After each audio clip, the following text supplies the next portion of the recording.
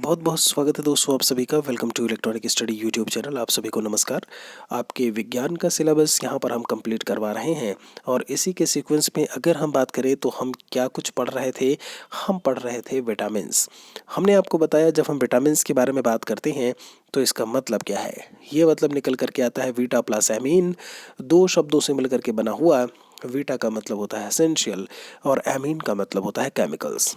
तो ये essential chemicals होते हैं जिनकी हमें अल्प मात्रा में ज़रूरत होती है, हमारे बॉडी को ज़रूरत होती है। कहते हैं विटामिन्स के बारे में जब जब बात होती है तो ये हमें ऊर्जा प्रोवाइड नहीं कराते हैं। ये बात बहुत अच्छे से याद रखिएगा कि ऊर्जा ये हमें प्रोवाइड नहीं कराते हैं। ठीक है। फिर बात आती है यहाँ पर विटामिन्स के बारे में बात करें तो कितने भागों में आप इन्हें कैटेगराइज करते हैं। तो इन्हें हम दो भागों में कैटेगराइज करते हैं। एक तो आपका वसा में घुलनशील होता है जिसे हम फैट सॉल्यूबल बोल देते हैं। दूसरा आपका जो है वो आपका जल में घुलनशील होता है जिसे हम लोग वाटर सॉल्यूबल बोल देते हैं। अगर हम यहाँ पर फैट सॉल्यूबल विटामिन्स के बारे में बात करें तो फैट सॉल्यूबल में मैंने आपको बोला था कि एक कीड़ा करके टर्म याद रखिएगा। कौन सा टर्म है आपका? KEDA। ठीक है, आप इसे याद रखिएगा। ये सारे के सारे फैट सॉल्युबल विटामिन में ही आते हैं। विटामिन के है, विटामिन ई है, विटामिन डी और विटामिन ए। ये सारे के सारे आपके जो है वो फैट सॉल्युबल है, यानी कि वसा में घुलनशील होते हैं। वहीं अगर हम बात करें जल में घुलनशील विटामिन के बारे में तो उसमें आपका विटामिन बी, एक मिनट, उसमें आपका क्या आएगा? विटामिन बी आएगा और विटामिन सी आएगा। ये दोनों जो विटामिन है इसे हम बिफोर क्राइस्ट, मैंने आपको कहा था कि आप इस तरीके से भी याद कर सकते हैं। ये जो विटामिन होते हैं वो आपके वाटर सॉल्युबल होते हैं। तो अभी जो प्रीवियस हमारा लेक्चर था उसमें हम वाटर सॉल्युबल विटामिन यानी कि विटामिन बी कॉम्प्लेक्स, जिसे विटामिन बी कॉम्प्लेक्स करके भी बोल देते हैं, ये साथ में विटामिन सी जो सबसे प्राचीन विटामिन है हमारा, इसके बारे में ऑलरेडी बात हो चुकी है। अभी जो हम बात करेंगे वो है आपका फैट सॉल्युबल विटामिन यानी कि वसा में घुलनशील विटामिन। कहते हैं यहाँ पर सबसे पहले अगर हम इसमें बात करें तो चार प्रकार के विटामिन हैं। विटामिन के, विटामिन ई, विटामिन डी और विटामिन ए। कीड़ा करके आप याद कर लीजिए। सबसे पहले जो हम शुरुआत करेंगे वो विटामिन ई से शुरुआत करेंगे। इसका जो केमिकल नेम, रासायनिक नाम है वो टोकोफेरॉल होता है। बात आती है कि टोकोफेरॉल का मतलब क्या है। तो टोको का मतलब होता है बर्थ और फेरॉल का मतलब होता है टू बियर। मतलब यह एक ऐसा विटामिन है जो कि रिप्रोडक्शन, प्रजनन क्षमता को लेकर के बात करें उसके बारे में बताता है। विटामिन ई की अगर कमी हो रही है किसी भी व्यक्ति में तो वो नपुंसक हो जाता है। अगर इसकी अधिकता हो रही है तो भी व्यक्ति नपुंसक हो जाता है। मतलब जो बच्चे पैदा करने की जो शक्ति है, ये जो भी चीज़ें हैं उसकी पूरी तरीके से डिपेंडेंसी होती है विटामिन ई पर। यहाँ ये चीज़ भी याद रखने की ज़रूरत है। इसीलिए यहाँ पर देखिए बर्थ टू बियर, मतलब बर्थ को ऐसे में बियर करने वाला। ओके। कहते हैं कि इसकी कमी से स्टराइल या इम्पोर्टेंस या नपुंसक हो जाता है आदमी। अगर ऐसे में बात करें, जो भी औरतों को भी ऐसे में लेकर के बात करते हैं, कहते हैं जो सेकंड पॉइंट इसमें बोला हुआ है, मोस्ट इम्पॉर्टेंट ये भी आपका एक पॉइंट है कि इसे हम लोग ब्यूटी विटामिन के नाम से भी जानते हैं। किसे? जो विटामिन ई है। ओके। यहाँ पर एंटीऑक्सीडेंट प्रॉपर्टी, कारण क्या है, ब्यूटी विटामिन क्यों बोलते हैं इन्हें हम? क्योंकि इनमें एंटीऑक्सीडेंट प्रॉपर्टीज हमें देखने को मिलती हैं। ओके, चलिए ये मैं आपको बता चुका हूँ। आगे कहते हैं अगर मैं इनके खोजकर्ता के बारे में बात करूँ तो इवांस थे। 1930 में सबसे पहले चूहों पर इन्होंने अपना एक्सपेरिमेंट करके इस विटामिन को बताया या इस विटामिन के बारे में जानकारी दी। अगर हम सोर्सेज की बात करें कि कहाँ कहाँ से, किन सोर्सेज से हमको जो विटामिन ई है वो मिल सकता है, तो गेहूं के बीज का तेल बोला हुआ है, यहाँ पे बादाम बोला हुआ है, सूरजमुखी के बीज के बारे में बात की है, मूंगफली और मूंगफली का तेल, आप मूंगफली खा रहे हैं वो भी साथ में मूंगफली का तेल है, अगर वो भी उसका भी अगर आप सेवन कर रहे हैं तो विटामिन ई आप समझिए ऐसे में इनटेक कर रहे हैं, आप ले रहे होते हैं। फिर सोयाबीन ऑयल की बात की हुई है यहाँ पे। तो ये सारे के सारे सोर्सेज हमें देखने को मिलेंगे। अगर हम बात करते हैं विटामिन ई के क्या कुछ सोर्सेज हैं, विटामिन ए पर अब हम आते हैं। कहते हैं आपने नाम सुना होगा, जब भी विटामिन ए का नाम आता है तो रेटिनॉल आपने बोल दिया कि केमिकल नेम रेटिनॉल है। And the second thing is कि इसकी कमी से रोग कौन सा होता है, वो आप बोल देते हो कि रतौंधी रोग होता है, यही बोलते हो ना। इसके अलावा तो कुछ याद भी नहीं होगा ऐसे में कि और क्या चीज़ें होती हैं, जिसे हम नाइट ब्लाइंडनेस करके बोल देते हैं, रतौंधी यानी रात में दिखाई न देना। यहाँ पर अगर हम विटामिन ए की कमी से रोगों के बारे में बात करें तो इसमें कौन कौन से रोग हैं? अंधापन है, आंखों में सूखापन देखने को मिलेगा, रूखे बाल की बात करते हैं, सूखी त्वचा की बात करते हैं, जो इस समय अक्सर आपको देखने को मिलती होगी ठंडी के मौसम में, है ना। आप देखते होंगे जो नाखून है, नाखून के ऊपर ऐसे फुचरा टाइप का निकल आता है नहीं, मतलब थोड़े से आपकी जो स्किन है वो निकल रही होती है नाखून के आसपास की, है ना। बार बार सर्दी जुकाम, मतलब अगर कुछ ऐसे लक्षण हैं तो आप में विटामिन ए की कमी है।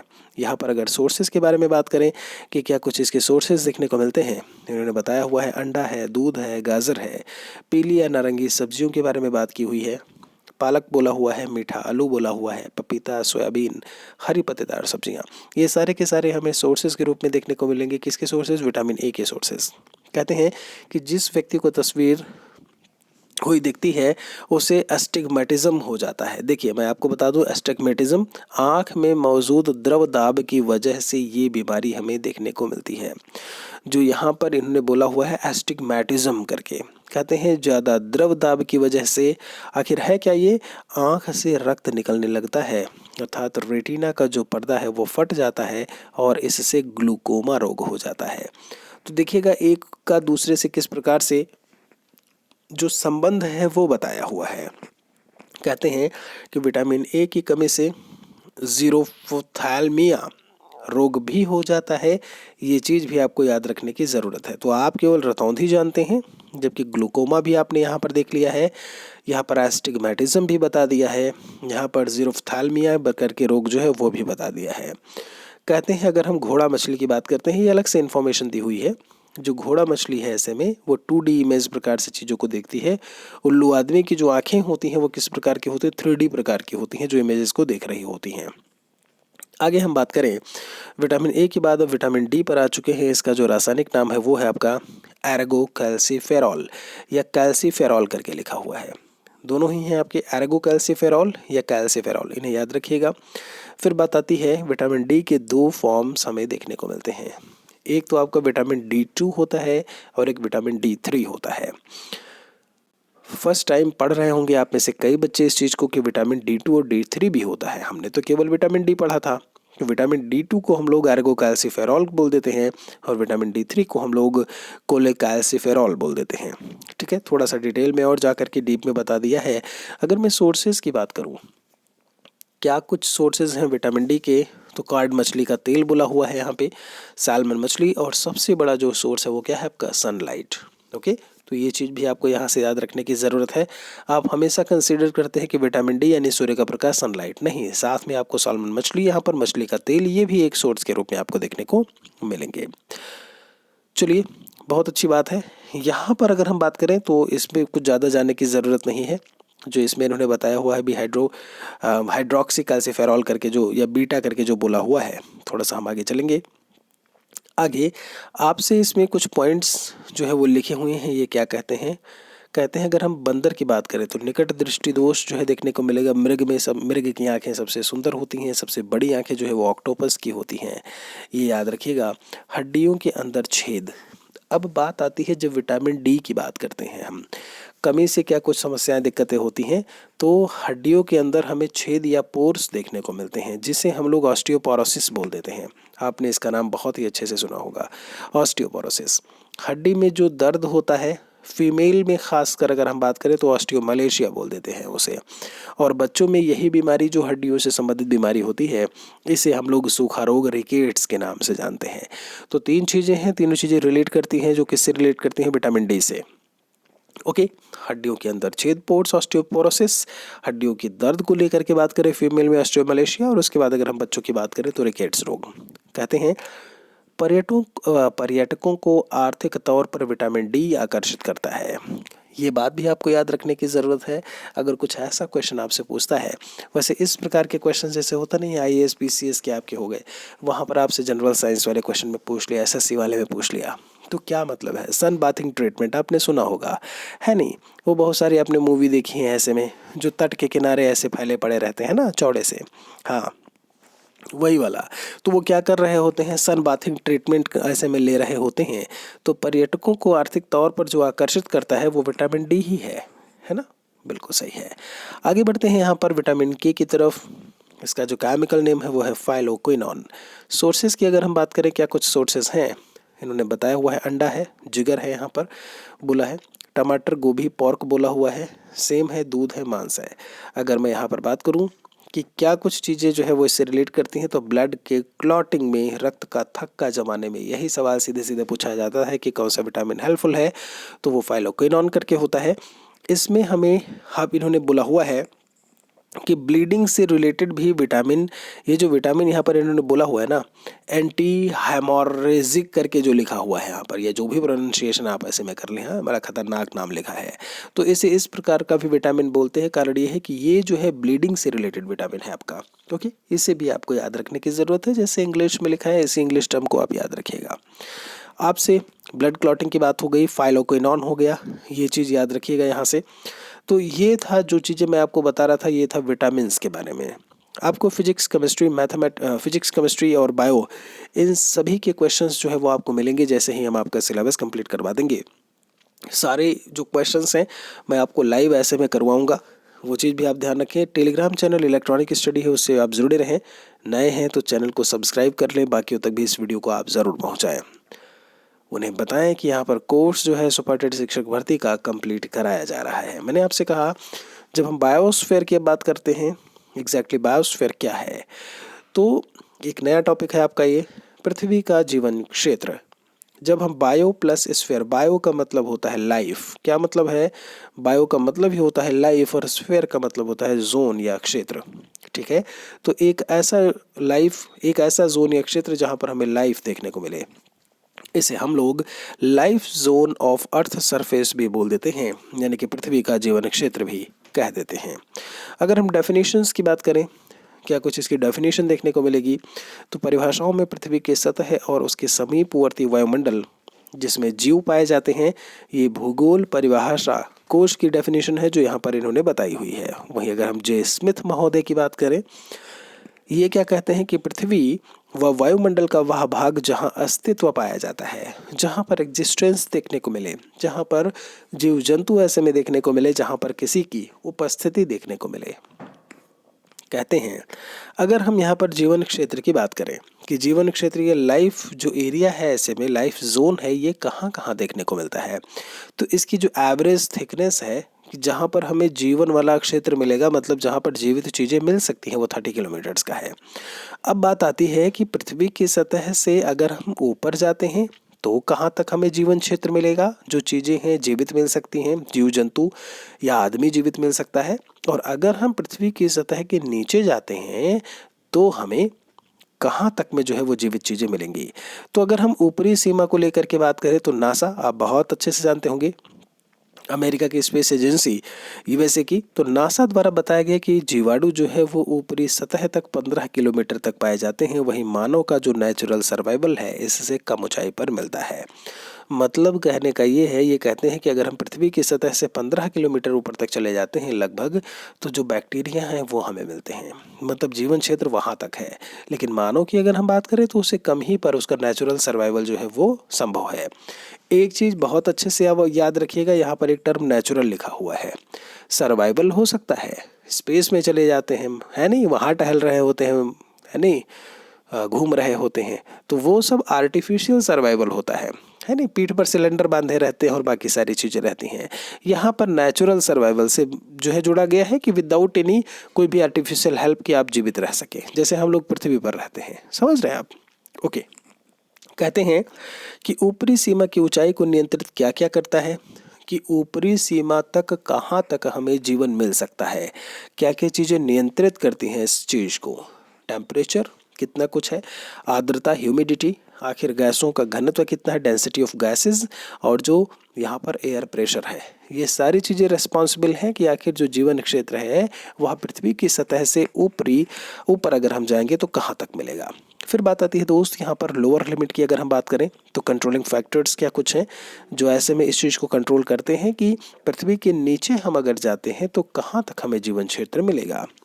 सूर्य के प्रकाश कि आखिर सनलाइट कहाँ तक जाता है, उसकी उपलब्धता जो है, ऐसे में ऑक्सीजन की उपलब्धता, ऑक्सीजन होगा सनलाइट होगा, इन्हीं सब सारी चीज़ों पर डिपेंडेंसी होती है। आप जानते हो सनलाइट नहीं मिला तो फ्लोरा अपना काम कैसे करेंगे, ये प्रकाश संश्लेषण वाली प्रक्रिया कैसे होगी। ठीक है, चलिए यहाँ पर बाकी अगर जंतुओं की बात करें, ऑक्सीजन नहीं होगा तो जीवित कैसे रहेंगे। कहते हैं कि स्थलमंडल की गहराई जो निर्भर करती है वो किन चीज़ों पर, कि पेड़ की जड़ें जहाँ तक जा पाएँ।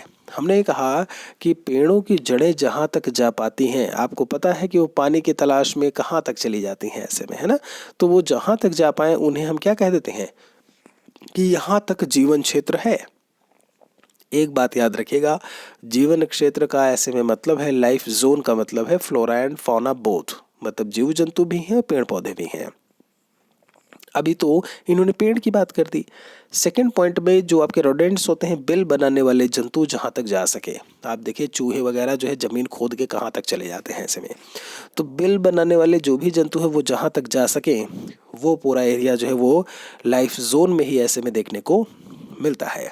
ठीक है, आपसे कहते हैं अगर हम जल मंडल की बात करें, जब हम जल मंडल की बात करते हैं जिसे इंग्लिश में हाइड्रोस्फीयर बोल देते हो आप, यहाँ पर इसे हम दो तरीके से कैटेगराइज करते हैं। बहुत क्वेश्चन पूछा जाता है ईवीएस वाले सेगमेंट में भी यहाँ से, और आपका बाकी साइंस में तो ये दिया ही हुआ है। अगर आपको याद हो तो हम बता दें कि EVS is an integrated subject. वो आपका एकीकृत विषय है, उसमें विज्ञान भी पढ़ते हैं, उसमें सोशल साइंस भी पढ़ते हैं, उसमें ईवीएस भी पढ़ते हैं। इसीलिए आपको जो विज्ञान है, विज्ञान में ईवीएस या ईवीएस में विज्ञान देखने को मिल रहा है। मैंने आपसे कहा कि जब हम हाइड्रोस्फीयर की बात करते हैं, इसे हम दो तरीके से बांटते हैं। एक तो आपका प्रकाश मंडल होता है जिसे हम फोटिक जोन बोल देते हैं, और दूसरा अप्रकाश मंडल जिसे हम अफोटिक जोन कह देते हैं। फोटिक जोन का क्या मतलब है, जब हम यहाँ से बात करते हैं तो 90% भाग जलीय जीव जो है, यानी 90% पार्ट जो है वो एक्वेटिक लाइफ का हमें देखने को मिलेगा। कहाँ पे, प्रकाश मंडल में। ठीक है, और वहीं अगर हम अप्रकाश मंडल की बात करते हैं तो यहाँ पर पाए जाने वाले जीवों को बैंथोज कहते हैं या बैंथिक ऑर्गेनिज्म बोलते हैं। मोस्ट इंपॉर्टेंट, जितना मोस्ट लगा पाओ लगा लो। जो अप्रकाश मतलब जहाँ पर प्रकाश ना पहुँच सके, वो ऐसा क्षेत्र हो गया। तो इनके यहाँ जो जीव होते हैं वो बैंथोज या बैंथिक ऑर्गेनिजम्स कहलाते हैं। Zone is also known as benthic zone. कहते हैं जैवमंडल की निचली सतह समुद्र तल से 9000 मीटर तक पाई गई है। ये बात जो है इन्होंने बोला हुआ है। बैंथिक ऑर्गेनिजम्स क्या होते हैं, अब जो जीव पाए जाते हैं उन्हें आप बैंथिक ऑर्गेनिजम्स बोलते हो।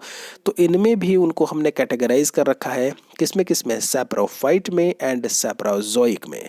सैप्रोफाइट्स का मतलब होता है मृतोपजीवी, और सैप्रोजोइक का मतलब होता है आपका मृतोपजीवी जीव। दोनों ही वही लिखा है।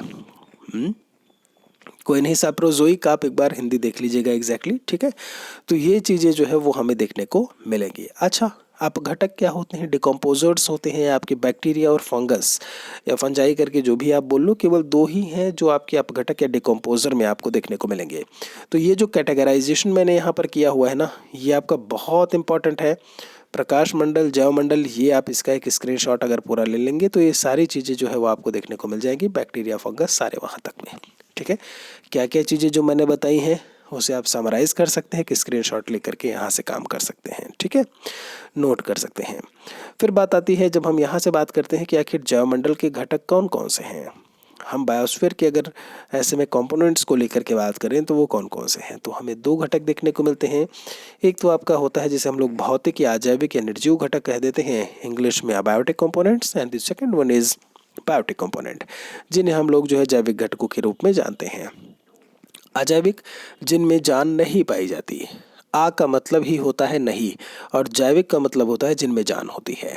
ठीक है, तो जैविक घटकों में फ्लोरा, फौना और माइक्रो ऑर्गेनिजम्स शामिल होते हैं। कौन कौन है, आपको केवल दो ही पता होगा, तीसरा भी याद कर लीजिए भैया।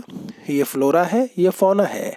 ठीक है, और ये सूक्ष्म जीव माइक्रो ऑर्गेनिजम्स हैं। और अगर हम बात करें निर्जीव घटकों को लेकर के, तो निर्जीव घटक में हमको क्या देखने को मिलेगा, जल, थल, वायु। इसे याद रखिएगा, काम हो जाएगा। स्थलमंडल, लिथोस्फेयर, एटमॉस्फेयर एंड हाइड्रोस्फेयर। ये तीनों चीज़ें किस में मिलेंगी, जब हम बात करते हैं कहाँ से, आपके अबायोटिक कंपोनेंट्स को लेकर के, जिन्हें हम निर्जीव घटक भी बोलते हैं। यहाँ पर हम आपको बता दें लास्ट में, यहाँ पर 4 वीडियोस जो आपके डिस्प्ले हो रहे हैं, 1 2 3 वीडियो डिस्प्ले हो रहा है, इन्हें भी आप ऐसे में ज़रूर देखें। ये आपके प्रीवियस पार्ट्स के हैं जो आपके साइंस की चीज़ों को कंप्लीट करवाएंगे। फिलहाल के लिए आज के इस वीडियो में इतना ही। आपसे हम मिलेंगे एक और वीडियो में जल्दी ही। बहुत बहुत शुक्रिया। लाइक शेयर आप ज़रूर कर दीजिएगा। Thanks for watching.